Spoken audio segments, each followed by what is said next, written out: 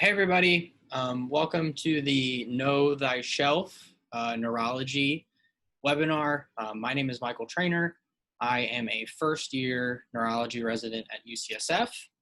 I've been working with MST as a step 1, step 2, and shelf exam tutor for about 3 years now. I'm obviously very excited for this webinar to talk to you about my favorite field to teach and to practice, which is neurology.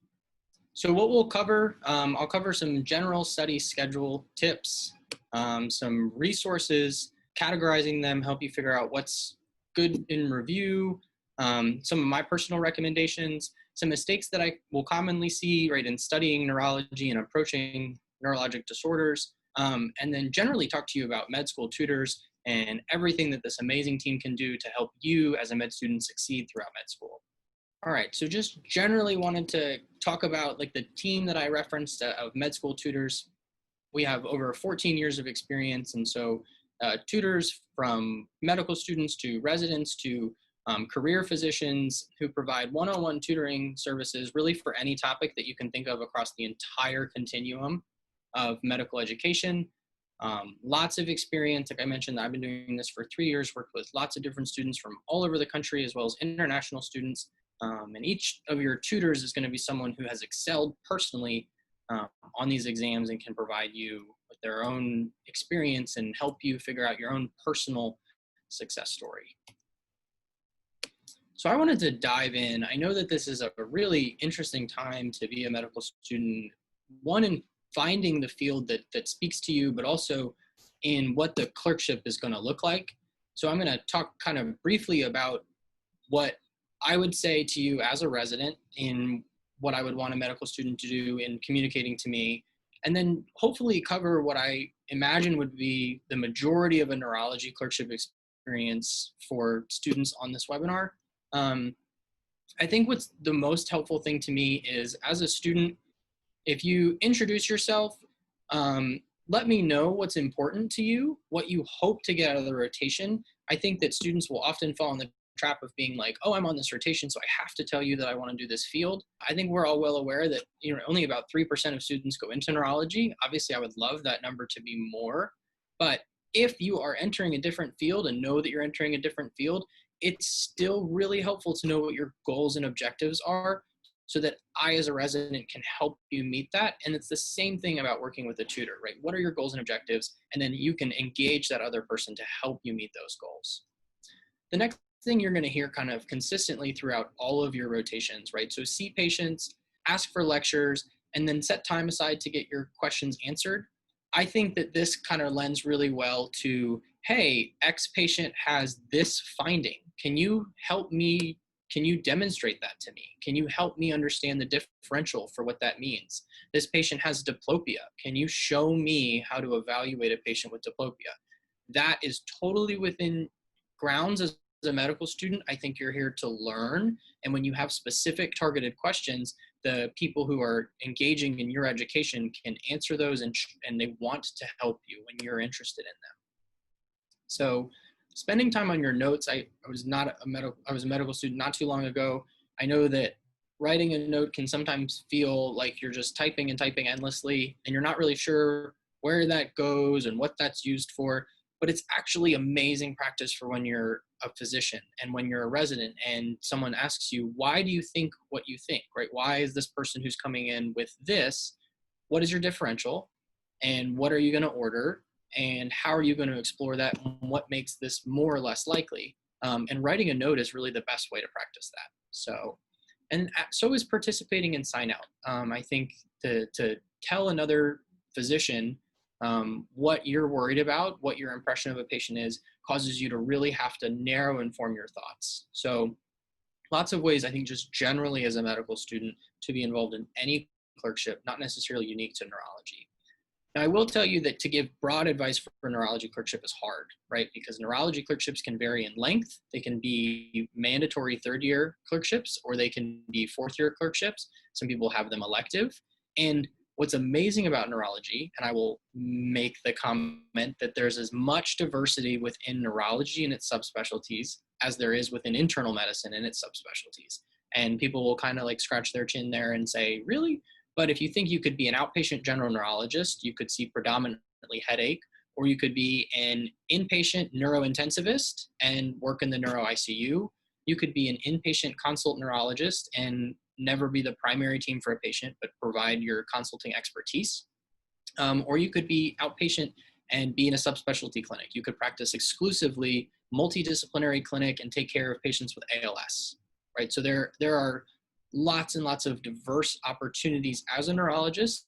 And because of that, you all will have diverse training opportunities as a medical student within neurology. I think most commonly, students will find themselves on consult services in the inpatient setting, potentially on neurovascular or stroke services in the inpatient setting, and then probably in outpatient general neurology, but you might have some of these other things sprinkled in as well. Okay, so the cornerstone of your neurology rotation, regardless of what field you're going into and regardless of what practice setting you're going to be entering, is to learn the neurologic exam. And the reason that this is so important, and I think that for every student who I interact with, I hope that they feel more comfortable with the neurologic exam. There is a term that was coined, I think, in the late 90s, early 2000s called neurophobia. And it's this concept that out of all of the fields of medicine, medical students and practicing physicians are terrified of neurology, that they think that it's esoteric and complex, and they are afraid when people have neurologic signs and symptoms and they don't know what to do. And the goal of an academic neurologist is to make sure that that person is not you, right? So if 50% of students are terrified of neurology, I hope that number goes down over the years. Use your rotation to curb that anxiety about seeing a neurologic patient and doing a good neurologic exam. So I'm just going to quickly go through some broad pearls, I think, in organizing your thought and your approach to the neurologic exam. So the first thing that we don't often think about is mental status, right? So we don't typically think of assessing a patient's mental status as part of our physical exam, but this can be the most important part. So a lot of us are very comfortable with saying that someone is alert and oriented times 4, maybe not necessarily ever expanding farther than that, or thinking what goes into our cognition as human beings beyond our alertness, how awake we are, and whether or not we know where we are and know what our name is. So you don't have to have every patient show you that they can write, show you that they can read, do complex arithmetic, but when appropriate, it is helpful to see if patients have abnormalities of their visual spatial abilities. If we're talking about somebody who may be under the primary investigation for a dementia, they might have fine memory, they might be alert, they might be oriented, but they may not be able to identify objects in space. And that is something that you're never going to notice in a conversation with a patient unless you look for it. So mental status exam can be incredibly important and something that these tools that I've listed, this is not an exhaustive list, but the mini mental status exam is helpful. The MOCA, if your institution has the access to that, and that's also getting some press currently. You can find the MOCA all over the news right now. The mini-cog is a much shorter bedside test that can help you screen patients. And then the CAM, which also can help you for the very common inpatient delirium consult. So the next part of my exam, and I'm going to say go through a very prescripted order here, because I think that that's going to help you organize your thoughts when you go see a patient, is to evaluate their cranial nerves. And you will and on your neuro rotation, I can almost promise you that the first time you present a patient, just saying that cranial nerve 2 through 12 are intact is going to be insufficient to your resident or your attending. And that's one, because we want to make sure you understand what cranial nerves you're testing. I think if I have a student say that, oh, 2 through 12 were intact, I would say, well, what did cranial nerve 9 do on your exam, right? And not to be mean, but to make sure that you knew that when you were assessing someone's palatal rise, or if you tested gag reflex in someone who was undergoing a brain death exam, that you knew what you were doing, and then you could report your findings, right? So cranial nerve 2, being the optic nerve, I think you could say I attempted a fundoscopic exam and I didn't notice any papilledema on my fundoscopic exam. I tested the patient's visual fields and I found their visual fields to be intact. And I also found that their pupils were 4 millimeters and reacted briskly to light and accommodation, right? So that all could go under your description of your cranial nerve 2 exam. And you can do that for each of the cranial nerves, and it will help you when you're studying to make sure that you know what each nerve is and what you're testing. The next part of your exam is going to be the motor exam, and understanding that, right, so if you think about upper motor neuron and lower motor neuron lesions, right, one of the things that would help you is whether or not it's atrophy, right? So just commenting on whether or not the muscles seem to have normal bulk is a helpful exam finding, right? Or if I notice that someone has thenar atrophy in my exam evaluating for carpal tunnel, that is a helpful clinical finding for me, as well as tone, right? So whether or not that's an upper motor neuron. So these are all going to be part of your motor exam. And then power. And this is something where I think that you'll have different styles depending on different attendings or different residents. So some will just want to say that you had equal strength right and left, and that you were able to resist me, right? So if you're pushing down on my hand and you can resist my strength, that's normal. The numbers that we use, right, 0, 1, 2, 3, 4, 5, all have meaning. And so you can look up, and if you're going to use them, I would say, so 2 out of 5 strength means that the patient cannot overcome gravity. So if this was their leg laying on the bed, they couldn't lift it off the bed at all, but they could move it in the horizontal plane on the bed, right? So not enough strength to overcome gravity itself, but enough strength to move. I'm going to answer this question in the chat about cranial nerves. Which should we test in the standard exam? Because testing all of them would take a long time. And that is a great question that's going to point to the larger thing that I would say about 1, the primary evaluation of a patient, 2, how do you pre-round on patients who have neurologic conditions, right? Because a lot of you will see a patient, maybe admit them and then follow them each day. Are you going to do a full sensory exam where you're going to light touch, pinprick each distribution of the trigeminal nerve every day? I don't think so. I think in your primary screening evaluation of a patient, let's say that you have a patient who's coming in for a stroke, right? You should be evaluating each cranial nerve. And there are, I think, ways that you can do things more quickly, and you'll get a style the more comfortable you are with an exam. I think a pupillary exam, I like to say that your visual field testing exam, extraocular movement exam, we're already through 6. I can do a quick sensory exam for 5, right? For 7, I can do a couple facial movements, and that will help me do 7. I don't commonly test taste or sensation to the anterior tongue for 7. So there are parts of the exam that are help you unless you're looking for them. 8, you can do a quick finger rub, ear. 9 and 10, you can do a palatal reflex.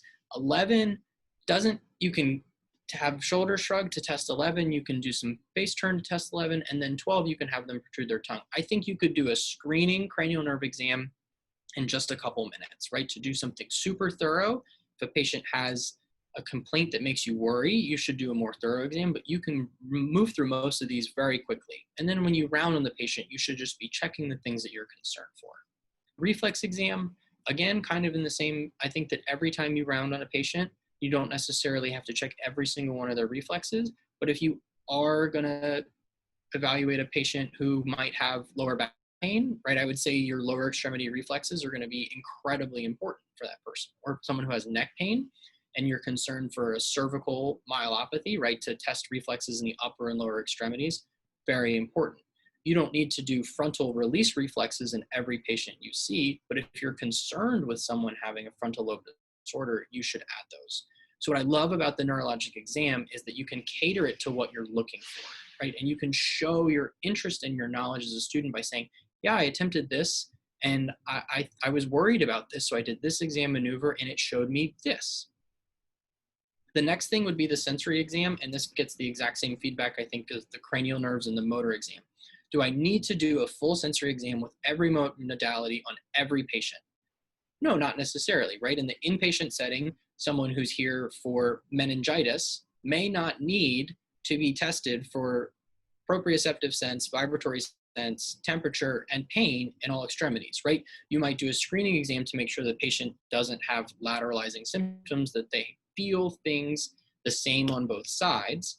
But if someone is presenting for loss of sensation over the lateral aspect of their foot, you might have to do a pretty detailed pinprick exam to figure out, is this dermatomal, is this peripheral nerve, and then go from there in your differential. So I like to think of it as like, these are all the general buckets of your physical exam, and then you have to be thoughtful about what you want to pull from each bucket. And that's what's fun about it.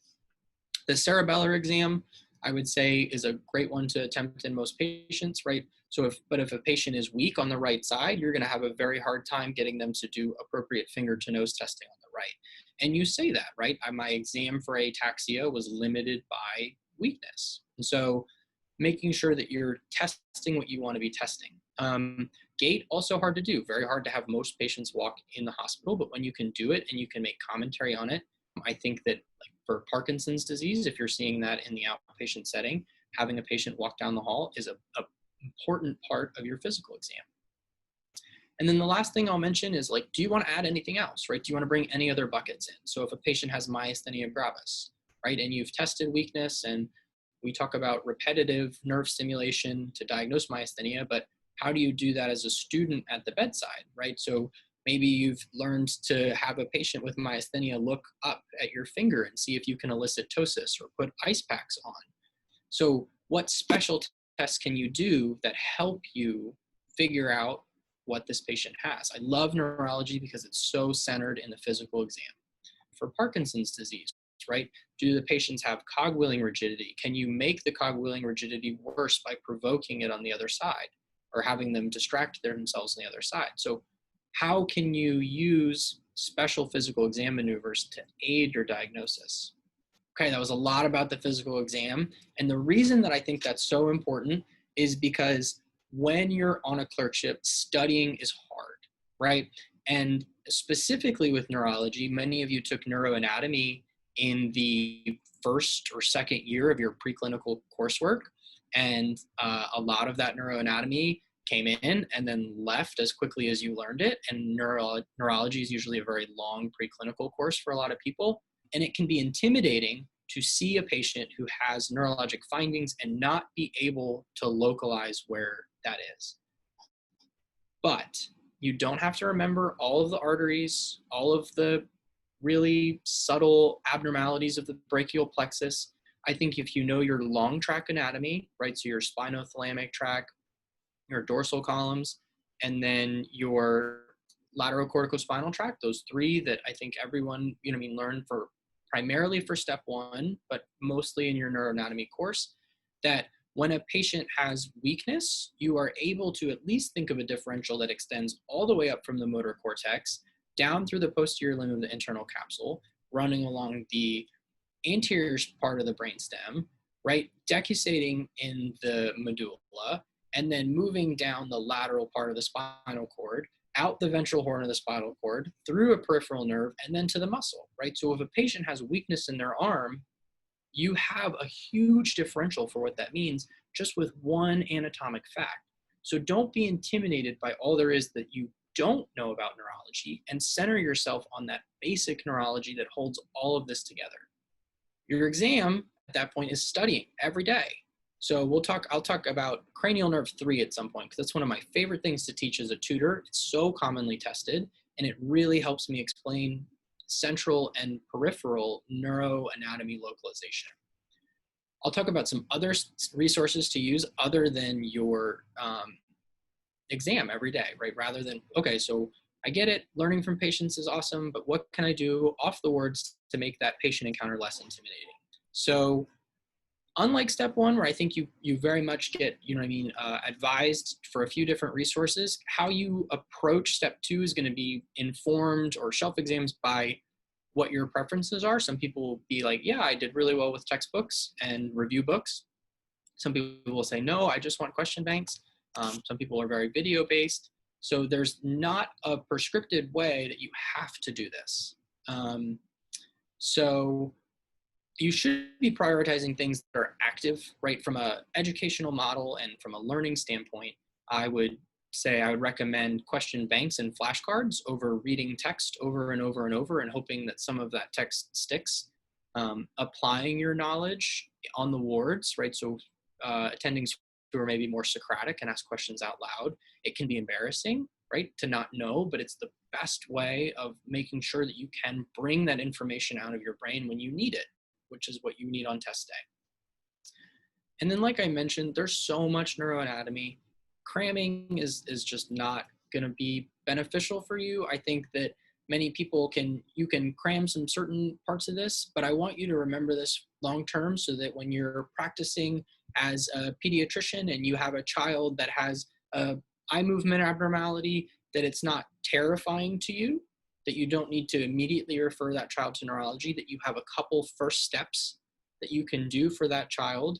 Decide, is this scary and this is emergency, or can I hang on to this for a little bit, right? That's what we want to do in learning about other people's fields. Okay, so finding pockets of time to study, again, not unique to this clerkship, right?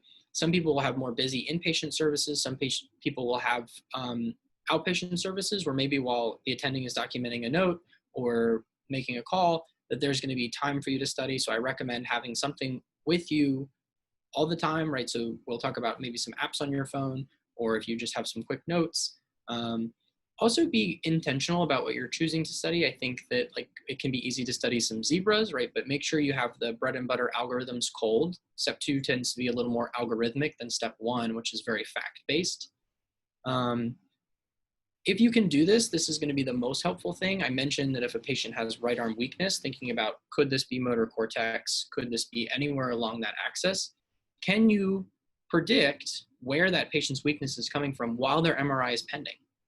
That is the best way to study and show that you know your neuroanatomy. So it's very easy to look at the MRI, look at the radiologist read and say, yep, there's a stroke. Like I knew it, like that's what it was. But it's a little harder to say, okay, what about my exam makes me worried about this place and not? And that's a lot of what these test questions will simulate as well. So stay connected to us, right? I think that it's sometimes the medical student resident relationship is hard, and I'm having medical students on my team now. I'm saying, hey, how can I help you, right? How today can I be involved in your learning alongside patient care? And the better you have those connections, I think you're going to get really positive experiences. Neurologists, I think, love to teach, just as a general field of neurology. People tend to like to pass on the neurologic exam. So take advantage of that. Your institution, right, whether you're a virtual clerkship, you will likely have something very specific to your clerkship that you should study. I think I always like to remind students when I'm tutoring them that if it's not in a board review book, that doesn't mean you don't need to know it. It just means that if the board review book is paying for a couple 100,000 words, they didn't choose those words because they show up the least commonly, but that doesn't mean you won't be tested on it, right? So be curious. Read broadly, but make sure you know the core stuff. And that gets me into how many resources should you use as a clerkship student. And I have some strong opinions on that. And so we'll talk through like all of the options available to you, and then I can make some personal recommendations, some recommendations kind of on behalf of the company who's been doing this for so long. The first thing I'll tell you is don't feel like you have to get this book, right? I put this here because I love this book. This is what me, Michael, as a neurology dork, read for fun, right? So these cases are going to be descriptive in what the patient presents with. So I have a 45-year-old lady who presents with horizontal diplopia, and then it will walk through the relevant neuroanatomy, talk about your differential, provocative physical exam maneuvers to help you figure out what that means, and then give you the answer, right? Many of you may have used this preclinically. This is not a particularly shelf-directed book, but some of your main resource for this shelf and for step 2 in neurology is going to be UWorld. I think almost universally UWorld is recommended as the best question bank, and many students will tell you, yeah, I used a lot of resources for step 1. I really only required UWorld for step 2. And it's definitely been my experience. I think it's nice to have some other text alongside, right? But UWorld should be the quarterback of your study experience for your shelf exams as well as your step 2 preparation. The next thing I would think about is, okay, I have a question bank. Do I have a textbook of some sort? Do I have something that I can read and get deeper information on a particular topic if I want it? And that's going to be something like blueprints, something like case files, something like pretest. I think in the neurology world, blueprints might be very in-depth. You can split by chapter. Hey, I want to go read about seizures today. I saw a patient who had epilepsy and I want to read a little bit more about seizures. The next being like some sort of video-based learning, right? Online med ed for step 2 being the flagship video-based learning. How do I approach someone who had syncope, right? So what do I need to think about in someone who lost consciousness? There are other videos out there. I think if you are a video-based learner, that should be central to your preparation. And then the last one, it makes a comeback, I think, here more than other shelves. First aid for step 1 is awesome. There are so many quick, hey, like, I don't know, if I have post-stroke thalamic pain, right? So if I have I have pain on half my body after I have a stroke, right? First aid does a really good job of just giving you those one-line vignettes for, I can't pronounce it, but maybe Dejeron-Roussy syndrome, right? My French is off, but can you quickly identify the situation in which, and first aid for step 1 has lots of those real nice shortcuts. So, and then first aid for step 2, again, having the more kind of detailed like algorithm and how do you approach treatment for a migraine, right? Things like that. So supplementary files, I mentioned those. I think as a supplementary question bank, AMBOSS has very rapidly been popular. I think for my experience, the AMBOSS questions are so thorough. They tend to be a little harder, I would say, than the step 2 level, but that doesn't mean they're not good. They're excellent, but I think a lot of students will take AMBOSS questions and then be upset with their scores. And I don't want you to do that. I want you to think about like, hey, this is supposed to be helping me learn, not supposed to be testing me or showing me my value as a student here. And then recognizing that books for internal medicine commonly have neurology chapters, and Step Up to Medicine being something that Moses mentioned in the internal medicine Know Thy Shelf, and has a great chapter on neurology as well. Okay, we've gone over this for the most part, right? So there's less emphasis on the basic science. I think I'm less likely to ask you about the mechanism of donepezil and instead ask you like what type of dementia I'm ready to prescribe donepezil for. In the greater emphasis on complex diagnoses, right? So if I have a patient with ascending weakness in their leg 2 weeks after they have bloody diarrhea, right? I think most people will have that illness script in their mind of Guillain-Barré, but then when that recurs over time, right? So when does acute inflammatory demyelinating polyneuropathy become chronic demyelinating polyneuropathy, right? CIDP. And how can you relate what you've already learned at a basic level to something more complex? And how do you treat it? When do you IVIG, plasmapheresis? How does that make sense with the mechanism? The more you do things like that, I think the more you'll be prepared to tackle complex patients and complex questions. And then the next step, management questions that are very characteristic of step 2. It's the evolution of your learning from step 1. So yeah, you can diagnose them. Yes, you know the pathophysiology, but what should you do for them? How do you treat them? And what's appropriate? Should you do an MRI or should you not? That gets hard. So you have to know your algorithms. I listed some diseases to know here. Obviously, there are so many neurologic conditions to cover.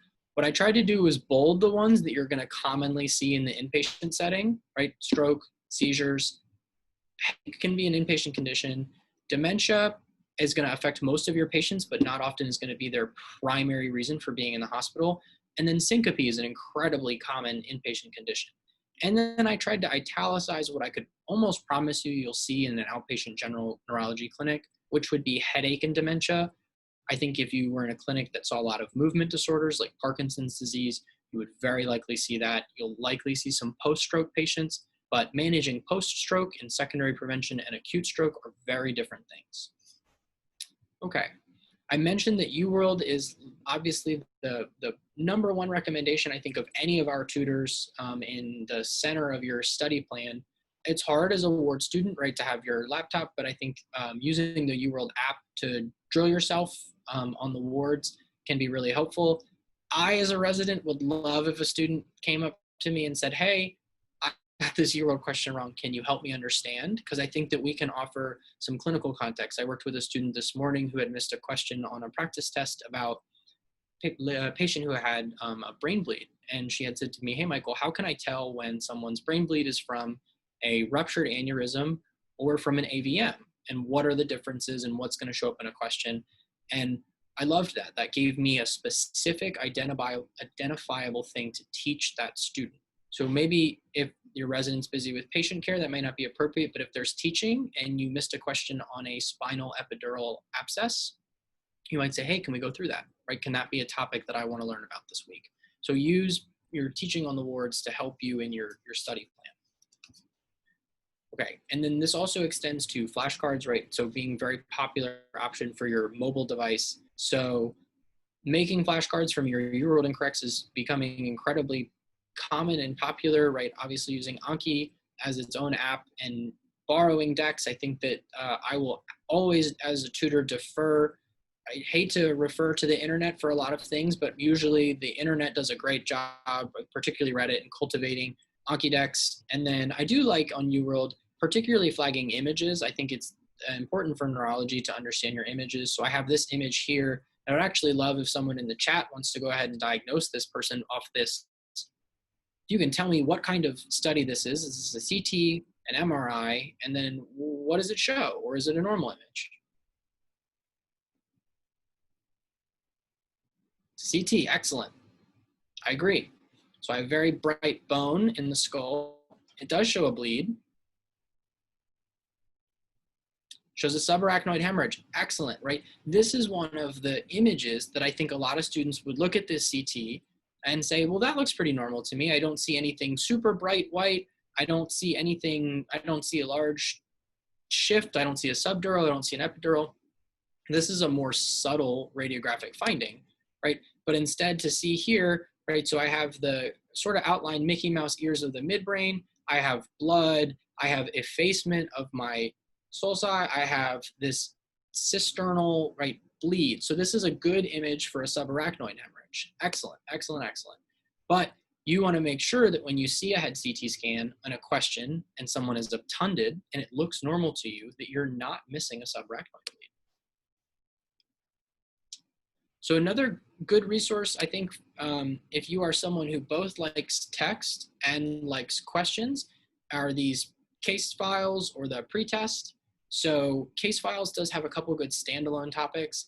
I think make sure that there's one for neurology, which is going to be really helpful for you from a clinical neurology standpoint, right? So what are the drugs you use to treat myasthenia gravis or ALS, or what are the clinical presentations of ALS?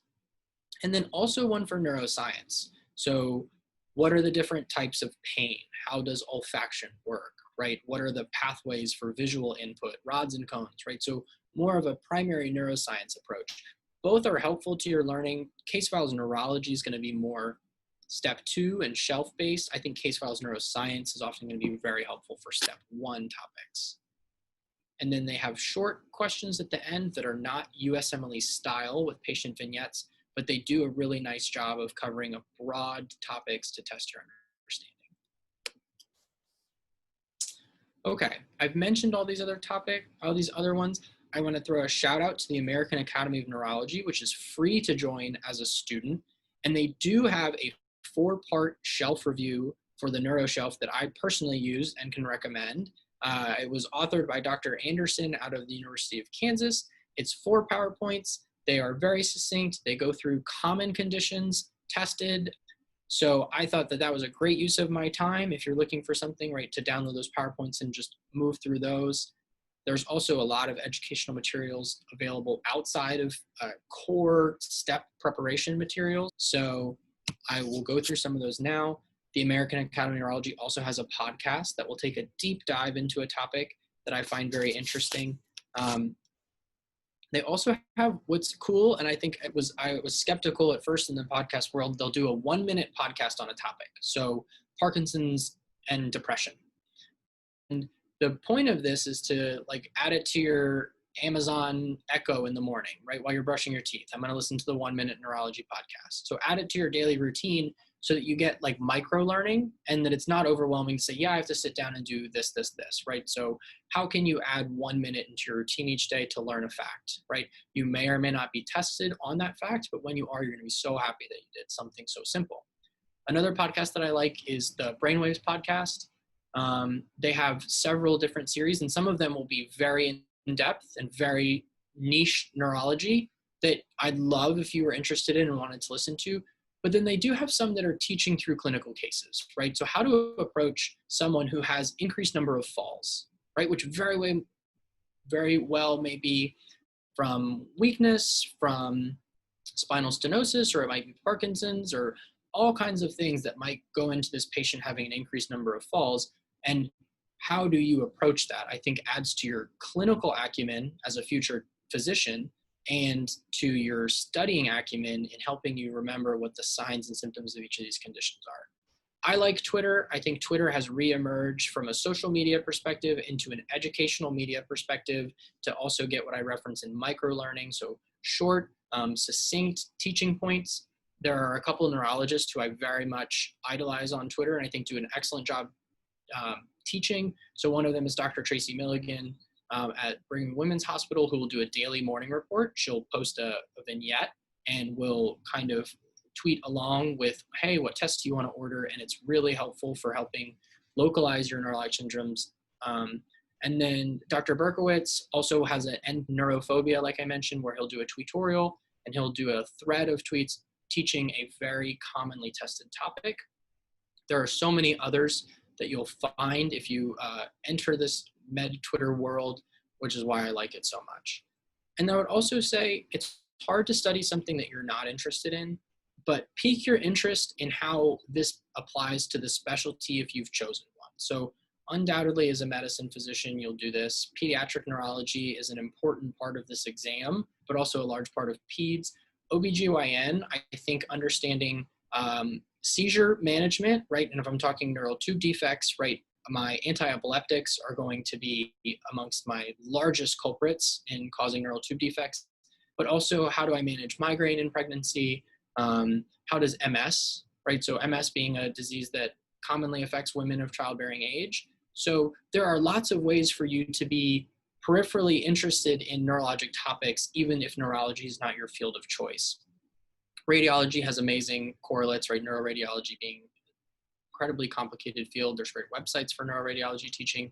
And then also surgery, right? So from a peripheral anatomy perspective, I think vascular surgery has great correlates here. I mean, the vascular surgeons of the room, you're going to have to know the brachial plexus. Like, so there are great ties with neurology being a whole body specialty to anything you may want to do with your career. So it's worth investing time in learning.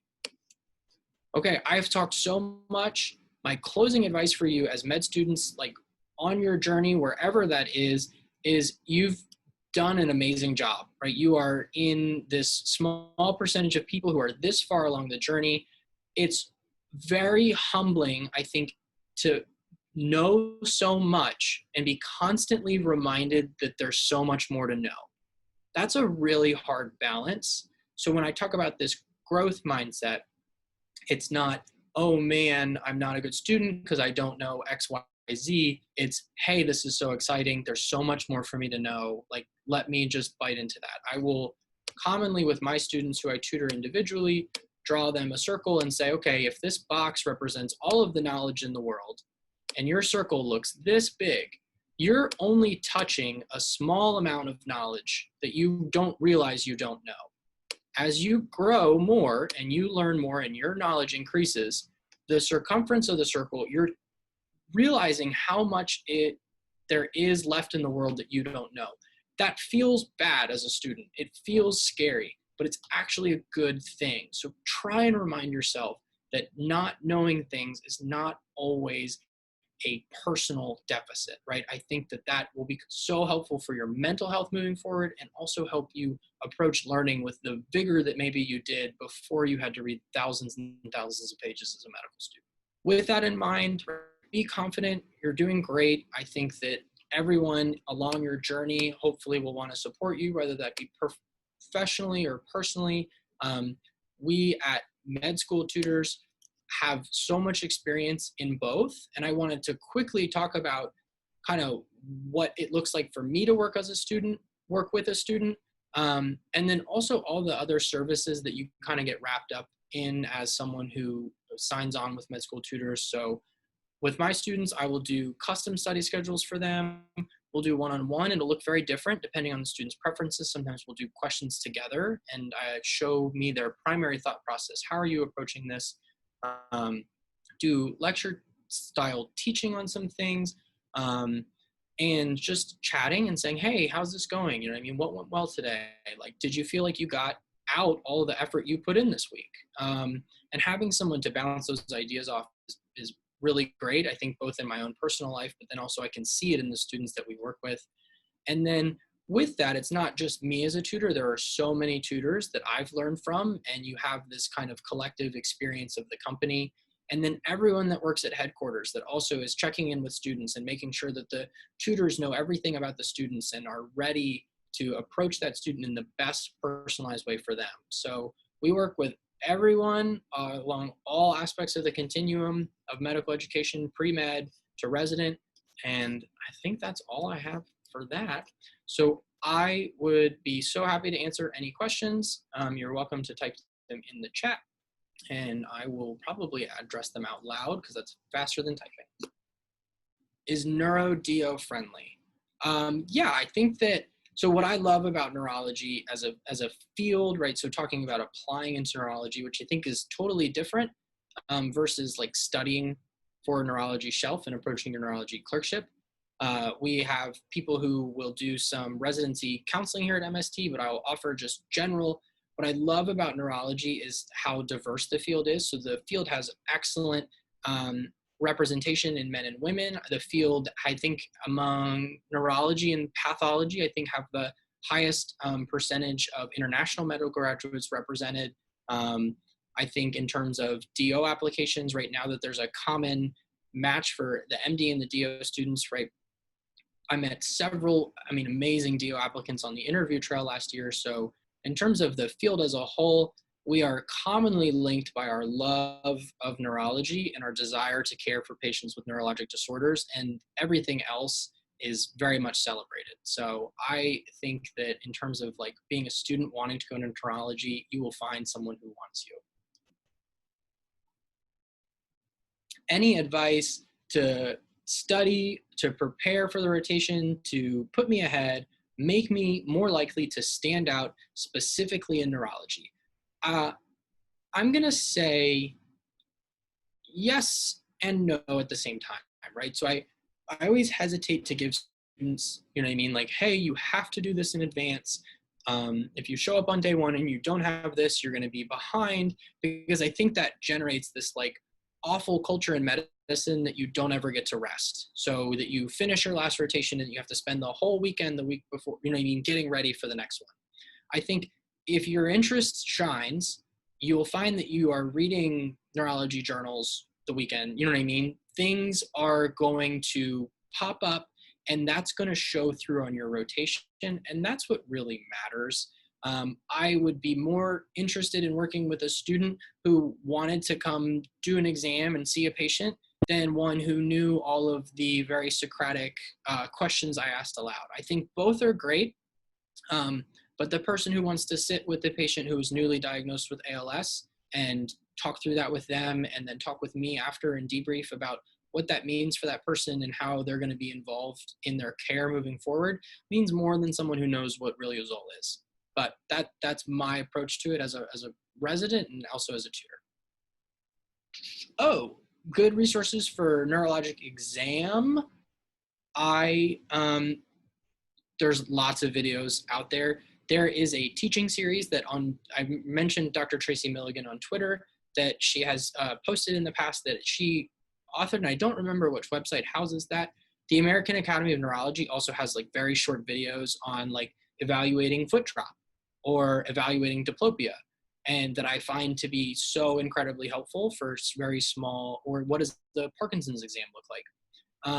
To maybe list one other thing, the Stanford 25 medicine series has a great video on assessing patient gait that I've watched several times. So I would encourage you just to cast a big net and see what educational format is teaching you, and then practice, right? So watching a video is great, but go into clinic and watch your patients walk, right? And then you don't have to say, oh, I know that is X gait when they have this disorder, right? You can just say that gait's not normal. Can someone help me understand why, right? And then add to your learning like that. Don't expect to be an expert out of the gate. All right. That is all the questions. I had so much fun. I hope that you all are a little less intimidated by neurology. I don't want you to be. I want you to love neurology and understand how it is going to be so important to your career as a physician. I want all of you to be neurologists, but I understand that if something else catches your eye, I hope that you remember this, that you have great success in your studies and your test, but also a great career as a doctor. So thanks everybody.